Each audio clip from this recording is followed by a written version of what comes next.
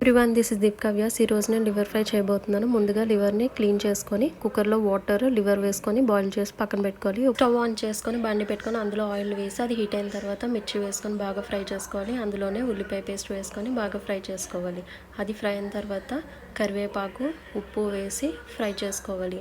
అందులో కొద్దిగా అల్లం వెల్లుల్లి పేస్ట్ వేసి బాగా ఫ్రై అయిన తర్వాత పసుపు, ధనియాల పొడి, గరం మసాలా, కారం వేసి బాగా మిక్స్ చేసుకోవాలి.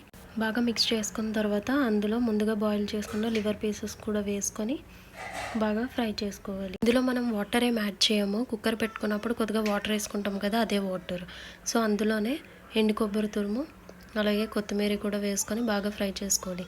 ఇది డీప్ ఫ్రై కాబట్టి వాటర్ అంతా ఎవాపరేట్ అయ్యే వరకు ఫ్రై చేసుకోవాలి. కుకింగ్ ప్రాసెస్ అంతా సిమ్లో పెట్టుకొని ఫ్రై చేసుకోవాలి, లేకపోతే దీని టేస్ట్ అంతా పాడైపోతుంది.